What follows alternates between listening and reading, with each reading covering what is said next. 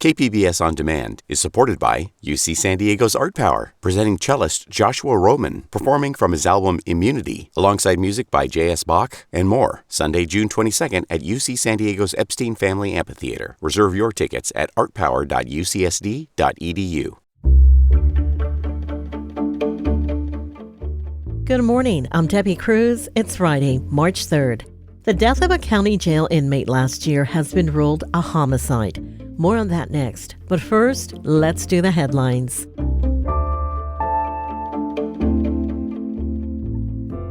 A former SDSU football player pleaded not guilty yesterday to a charge of possession of child pornography. 20-year-old Nolan Iwaliko was being investigated in an alleged rape when police say he was found in possession of child pornography. Police and prosecutors have not talked about the nature of the material that they found in his possession. Iwaliko was one of 3 former SDSU players accused of raping a 17-year-old girl at an off-campus house party in October 2021. The district attorney's office announced late last year that no charges would be filed in the rape case. If convicted of the possession count, Iwaliko faces up to 3 years in prison and would have to register as a sex offender.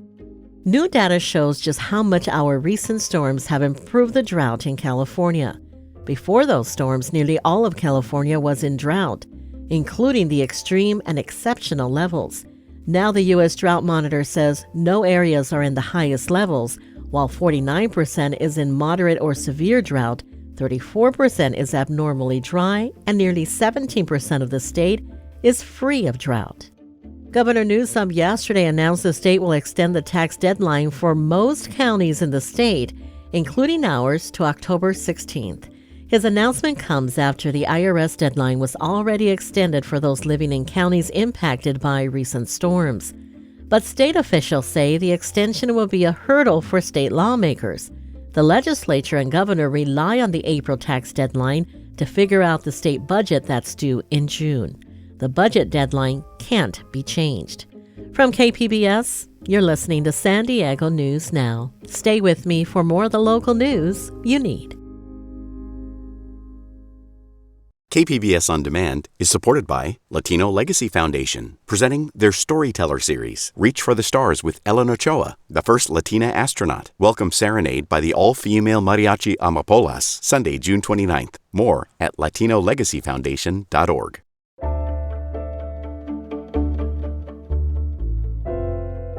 The county medical examiner has ruled that the death of a jail inmate last year was a homicide.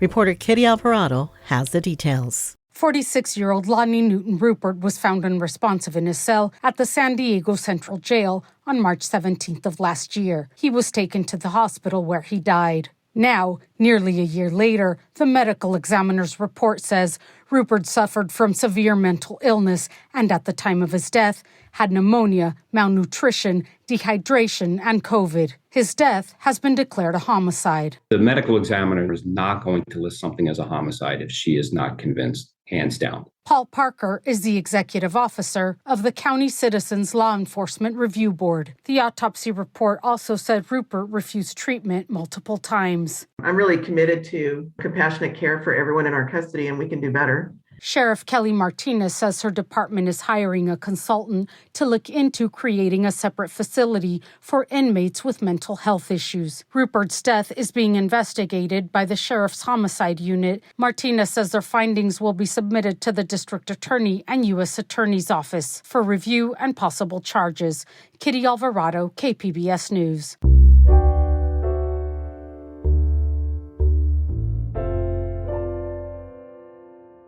The city of San Diego on Tuesday released a draft of its plan to reach net zero greenhouse gas emissions by 2035.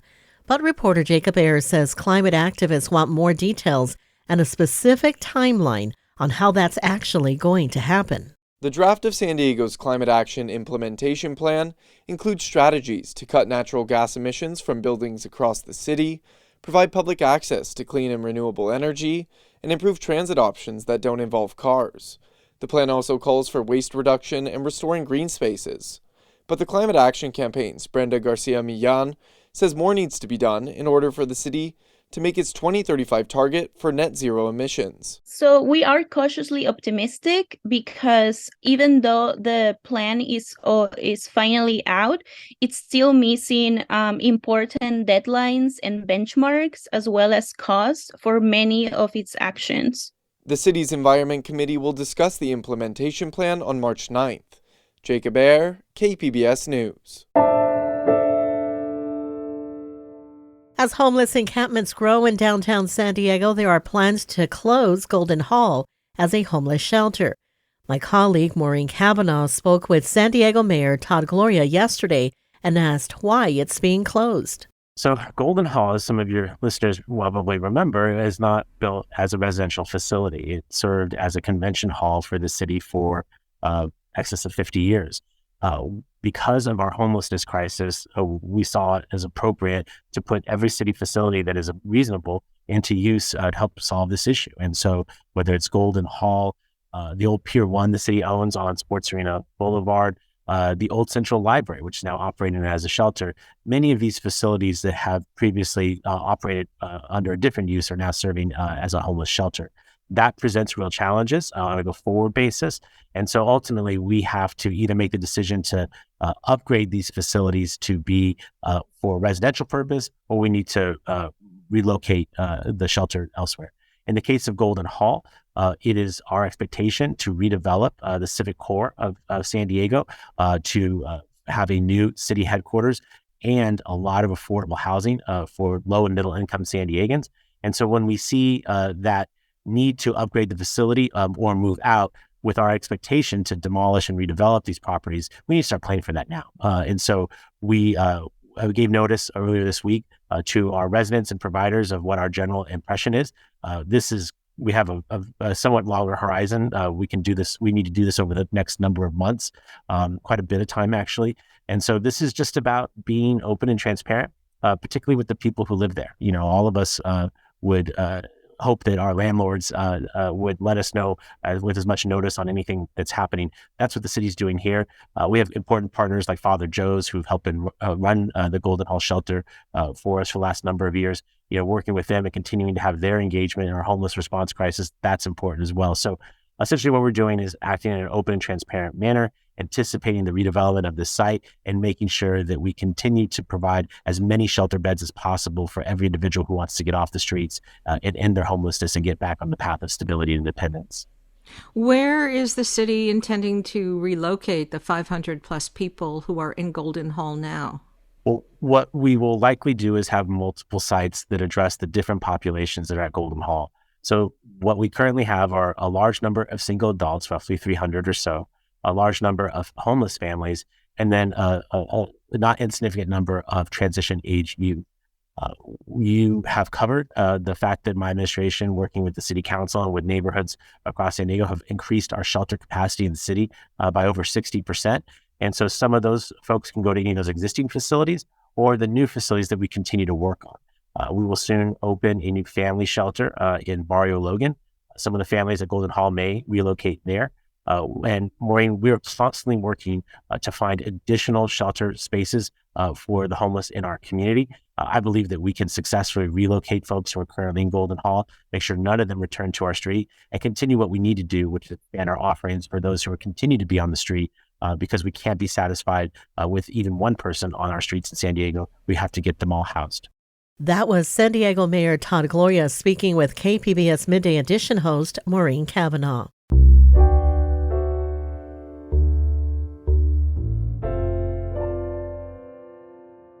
The Department of Veterans Affairs is studying psychedelic drugs as a treatment for PTSD and other disorders. For decades, some scientists have viewed psychedelics as a potential treatment for addiction and other psychiatric conditions. But research was thwarted by government regulation and concerns about recreational drug use. As Jonathan Ahl reports for the American Homefront Project, the VA now is trying to work around those obstacles. Jesse Gould is a retired Army Ranger. He was a mortarman, meaning he regularly launched shells from a metal tube just a few feet away. He says the repetition of those blasts was like getting hit in the head over and over again. These concussive forces over time can have very similar issues and damages on the brain. I was not diagnosed with that, but had to figure that out for myself of being around all these explosions. Gould was eventually diagnosed with PTSD, but all of the conventional treatments didn't help him. That's why he turned to psychedelics. And a lot of traumas don't go away, but you are able to handle them better, right? We can't change our past, but we can handle how we process things and how we allow things to completely take over our lives. And that was a gift that my own psychedelic therapies have given me. VA clinics in New York, California, and Oregon are conducting studies using psychedelic drugs like MDMA, also known as ecstasy, and psilocybin, a compound produced naturally by some mushrooms. That makes the VA one of dozens of institutions studying psychedelics. Dr. Josh Siegel is part of a team researching the drugs at Washington University in St. Louis. He says while the data shows psychedelics are successful in treating PTSD, severe depression, and anxiety, there isn't consensus among researchers on exactly how they work. Siegel says some believe the mental journey someone has while on the drugs is the cause, while others look to the science. These drugs, which are, in the case of psychedelics, hitting specific serotonin subreceptors, and this produces changes in brain plasticity, and that's why the drugs work, and maybe it has little or nothing to do with the acute experience, the psychedelic experience. Siegel says he's excited the VA is getting more involved in studies of psychedelics, as it's a major sign of overall acceptance of the drugs as part of a therapy program. Advocates for psychedelic use say a big hurdle to their widespread acceptance is a need for highly trained doctors and nurses to administer them. Epen Trampy is a lobbyist for Silo Wellness. He says patients going through psychedelic therapy are very vulnerable to suggestion and require practitioners of the highest training and ethics. There have been numerous scandals where a facilitator sexually abuses the person that they're leading through a psychedelic or MDMA experience. Trampy says even with those caveats, he's glad the VA is getting involved in the studies with psychedelics, but he's concerned the agency's public support is measured. Lisa Brenner is a clinical psychologist with the VA and testified before the House Veterans Affairs Committee in September.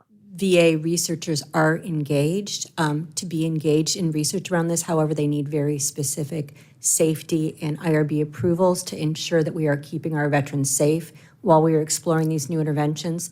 These current projects are not funded by Office of Research and Development, but VA is engaged and watching closely. Advocates for psychedelic therapies are hoping the Federal Drug Enforcement Administration will take the Schedule I designation off of MDMA and psilocybin, paving the way for more research and use. They're hoping to avoid a state-by-state set of decisions, as has been the case for medical marijuana. I'm Jonathan Ahl in St. Louis. This story was produced by the American Homefront Project, a public media collaboration that reports on American military life and veterans. Funding comes from the Corporation for Public Broadcasting. Coming up, San Diego researchers say cross-border sewage is not just polluting the water. We'll have that story and more next, just after the break.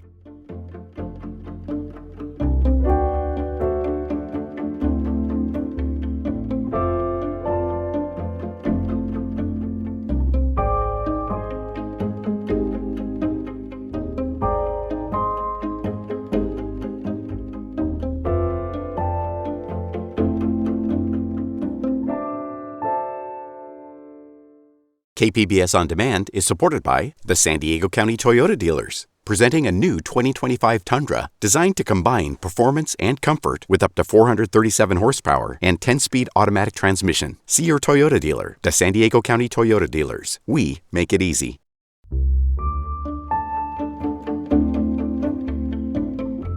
Local researchers say the sewage polluting the ocean off South County beaches is also polluting the air.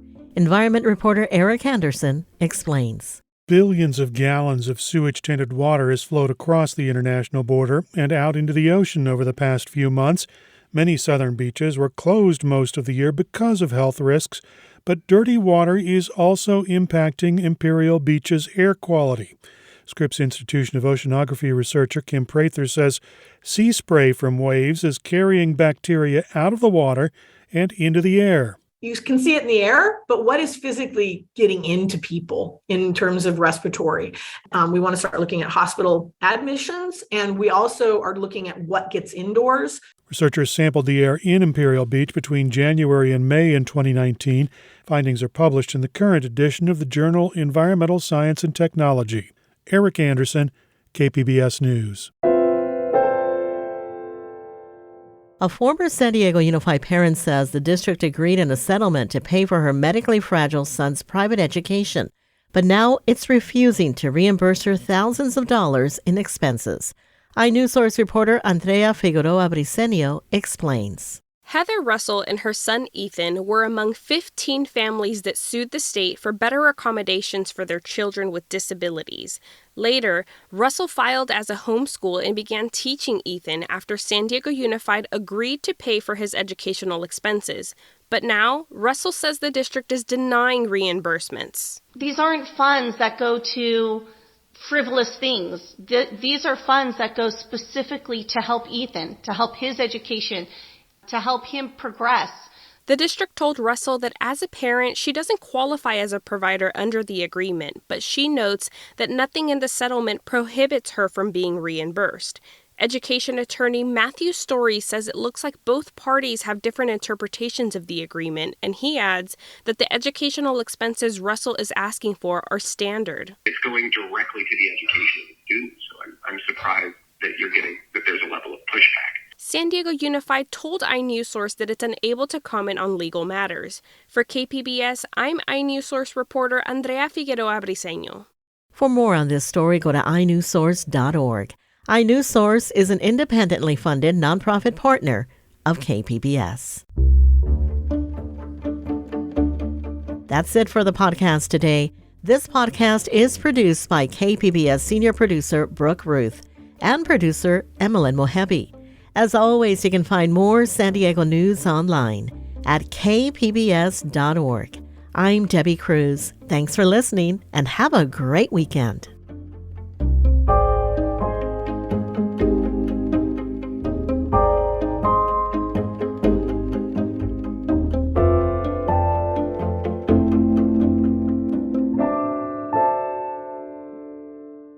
KPBS On Demand is supported by Paint Care, offering households and businesses in California more than 800 leftover paint drop-off sites for recycling. Quantities of 100-plus gallons of paint may qualify for a large volume pickup.